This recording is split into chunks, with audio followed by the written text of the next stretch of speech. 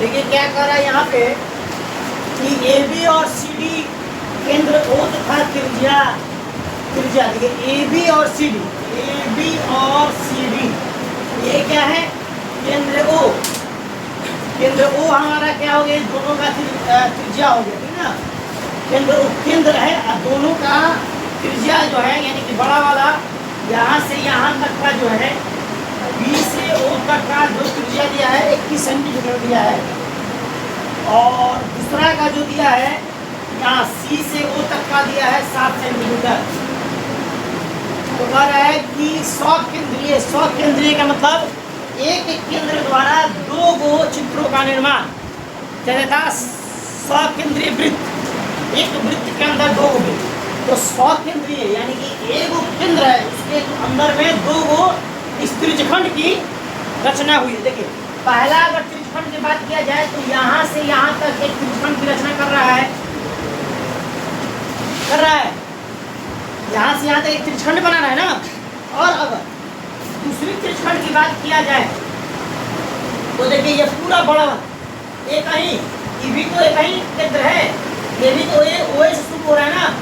क्या देखिए इसका भी केंद्र क्या है ओ है, और ओ से बड़ा सा त्रिज्यखंड का रूप ले रहा है, और यही ओ से यहाँ से भाग दे रहा है तो छोटा त्रिज्यखंड का रूप ले रहा है, ठीक।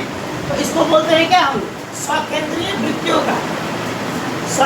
वृत्तियों का क्रम से दो चाप, तो एक चाप आपका हो गया सी डी और दूसरा चाप हो गया ए बी।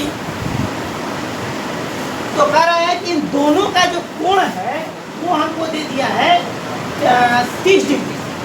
तो छायांकित भाग का क्षेत्रफल क्या है, तो देखिए अब आसान हो गया। अगर छायांकित भाग का क्षेत्रफल कर रहा है तो अब ये आसान हो जाएगा। सिंगल थोड़ा छोटा करते हैं।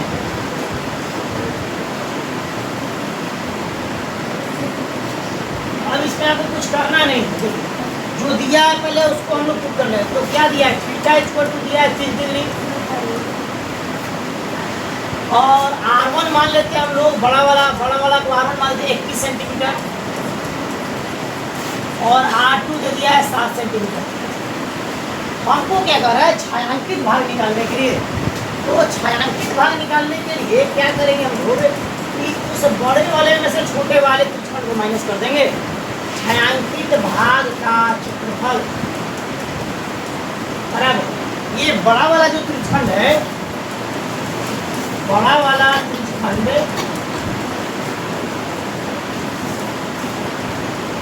का निर्माण कर रहा है, इसमें से माइनस कर देंगे छोटे वाले त्रिज्यखंड का,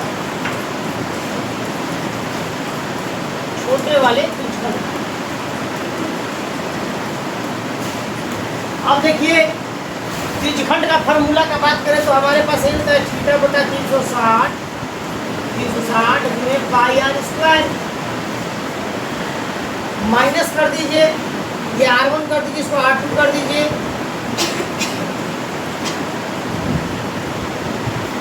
अब यहाँ से देखिए थीटा बटा 360 पाई दोनों में मिल रहा है, तो इसको क्या कर लेंगे आसान कर लेंगे। आसान बनाने के लिए कॉमन ले लेंगे, अंदर में बचा देंगे R1 का स्क्वायर माइनस R2 का स्क्वायर। थीटा का मान दोनों का सेम है 30/360। पाई का मान तो हमारा दिया नहीं है कितना रखना है, तो हम लोग 22/7 का यूज करेंगे। R1 का मान दिया है 21, तो 21 का स्क्वायर कर दो, और R2 का मान दिया है 7, तो 7 का स्क्वायर कर दो। यहाँ से पहले छोटा कर लेते हैं, ये उसको 12 बजे बढ़ती है, 36 को उड़ाओ, 6 दूनी का 12 उड़ाओ, 11 दूनी का 22 उड़ाओ, ये आ गया आपका 42, 11/42 आ जाएगा ना। 11 बटा ऊपर में बच गया 11 से, और नीचे में बच गया 66 42।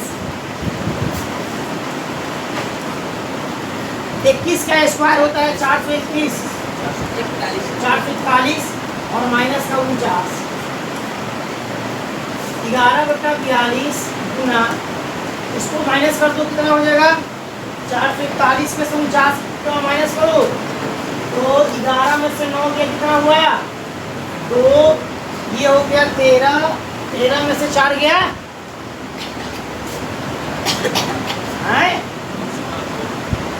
352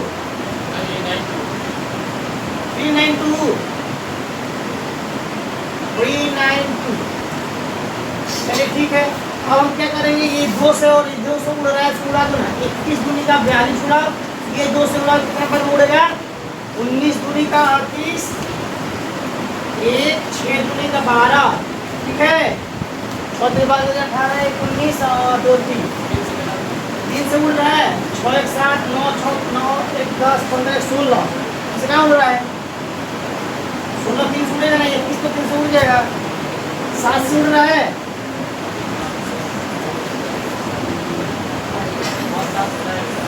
7 से निकल रहा है,